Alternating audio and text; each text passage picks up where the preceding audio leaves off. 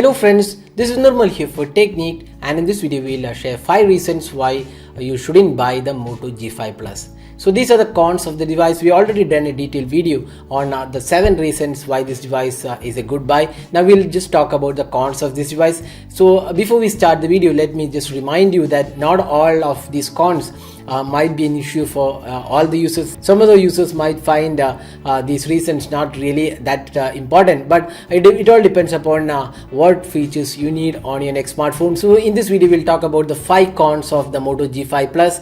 If you're looking for the pros of this device, we already done a video on that. You can also check out that video. We have the link available in the description of this video.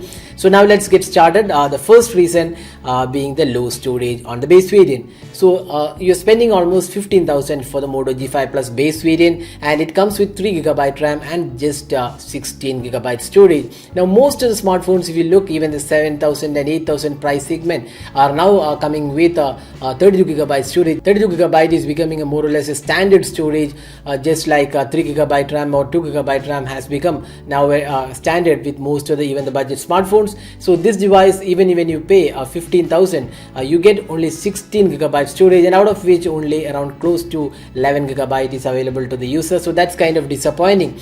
And the advantage is that again you get support for micro SD card, but then you have to buy a new SD card, which will again cost a good SD card will cost another 1K. So that's another money you spend on this device. So that's reason number 1. Now second reason is the lack of compass sensor. So this might not be a major issue for a lot of users, but people who use GPS a lot for navigation and other purpose, there is GPS and AGPS available, assisted GPS is included, but there's no compass sensor on this device. So the navigation will not be really as good as what you see when there is a compass sensor. So that's one omission with the Moto G5 Plus. So if you're a person looking for that kind of experience, then this is definitely not the device to buy. The third reason is there is no LED notification on this device. So most of the devices, even the budget devices, have LED notification, but what Motorola has done is that it has this display settings, that is glance screen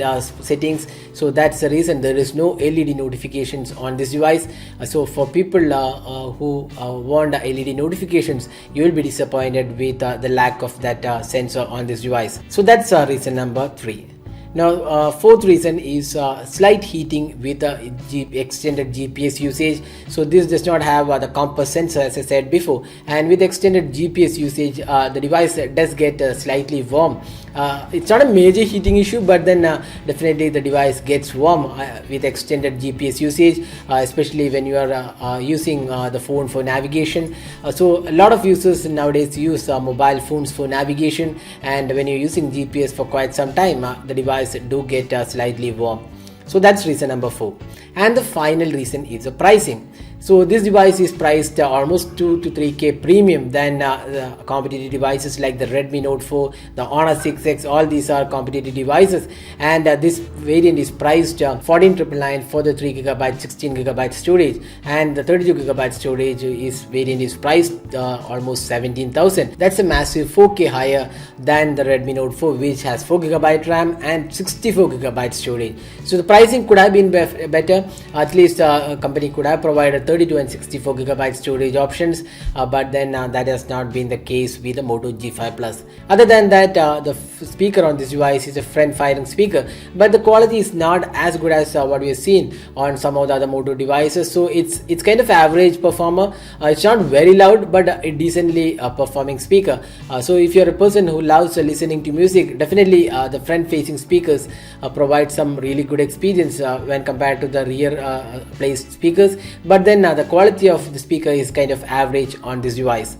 So these are some of the reasons or rather the cons of the Moto G5 Plus. So if you are looking to buy this device based on these reasons, mind you should have a rethink of the Moto G5 Plus. But if you're not really worried about these aspects, this is definitely a good device to buy at this price segment. The stock UI, the turbocharging, excellent camera, great design and build quality, and excellent fingerprint scanner experience. So these are some of the good aspects about this phone. So we are now talked about now we are talked about some of the issues and or rather the cons of this device. Hope this video was helpful, and if you like this video, do hit the like button and also hit the subscribe button for more videos. And if you plan to buy this device, we have the link available in the description of this video. You can use our link and buy this device. So that's all guys, thanks for watching. Hope to see you in our next video. Have a great day.